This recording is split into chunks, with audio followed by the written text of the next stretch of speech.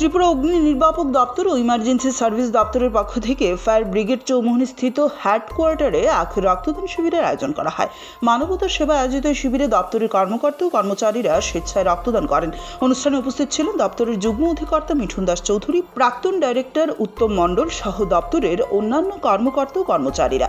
এদিনের এই রক্তদান শিবিরের মাধ্যমে সমাজের মানুষের পাশে দাঁড়ানোর বার্তা দেওয়া হয় এবং সকলকে রক্তদানে এগিয়ে আসার আহ্বান জানানো হয়।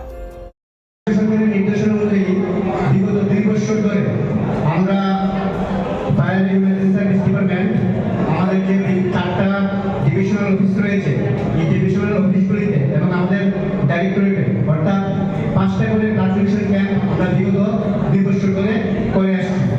এই বছরের প্রথম ক্যাম্প স্টার্ট হয়েছিল আমাদের 5 জুলাই 2025-এ ডিএফও ওয়েস্ট ডিভিশনে, যেখানে 46 জন ব্লাড ডোনার রক্তদান করেছিলেন।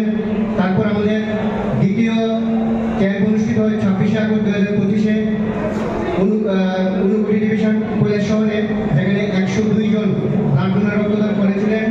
তৃতীয় ক্যাম্প অনুষ্ঠিত হয় 31 অক্টোবর 2025 তারিখে ডিএফও ধলাই ডিভিশন আমবাসাতে, যেখানে 31 জন ব্লাড ডোনার রক্তদান করেছিলেন। চতুর্থ ক্যাম্প অনুষ্ঠিত হয় 19 ডিসেম্বর 2025 সালে আমাদের গুমতি ডিভিশনের অন্তর্গত শান্তিবাজারে, যেখানে 50 জন ব্লাড ডোনার রক্তদান করেছিলেন। এবং ক্যালেন্ডার অনুযায়ী আজকে আমাদের পঞ্চম তথা শেষ ক্যাম্প। তো এই ক্যাম্পে আমরা আশা রাখছি যে আমরা 100 জন রক্তদান করবেন। এই ক্যাম্পের মধ্যে আমাদের ওয়েস্ট ডিভিশন অর্থাৎ আগের যে পূর্বতন যে ওয়েস্ট জেলা, পশ্চিম জেলা, বর্তমানে খোয়াই জেলা, ওয়েস্ট ত্রিপুরা জেলা এবং সিপাহী জেলা 20টা ফায়ার স্টেশনের কর্মীগণ, আমাদের ডাইরেক্টরেটের কর্মীগণ, আমাদের ডিএফওর কর্মীগণ অংশগ্রহণ করবেন, রক্ত দিবেন।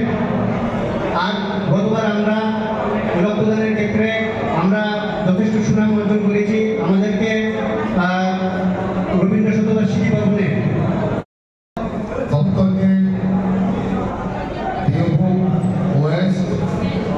এবং যারা রক্তদান করছে সবাইকে আমি ধন্যবাদ জানাই এবং বিশেষ করে আমাদের আমন্ত্রণ জানার জন্য এখনো মনে রেখেছেন আমাকে, তাই আমি দপ্তরের কাছে কৃতজ্ঞ।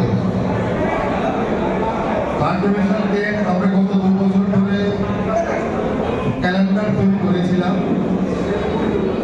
বিভিন্ন ডিএফও অফিস এবং ডাইরেক্টরেট।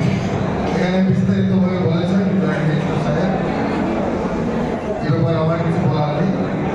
আমি আশা করব এই যে ব্লাড ডোনেশন আমাদের একটা চালু হয়েছে দপ্তরে, সেটা চালু থাকবে। আবার এই বছর নতুন বছর জন্য ক্যালেন্ডার তৈরি হবে এবং সেই অনুযায়ী ব্লাড ডোনেশন চলবে। আমরা সামাজিক কাজ করি, এই দপ্তর সামাজিক কাজের সঙ্গে যুক্ত। এটা আমাদের বাড়তি আর একটা সামাজিক কাজ, তো এবং সেই জন্য আমরা নিজের থেকে নিজেরাই আমরা স্যাটিসফাইড যে আমরা সমাজের জন্য কিছু করতে পারছি। আর ব্লাড ডোনেশনের যে উপকারিতা এই সম্পর্কে ডাক্তারবাবু বলেছেন। ব্লাড ডোনেশন যদি আমরা করি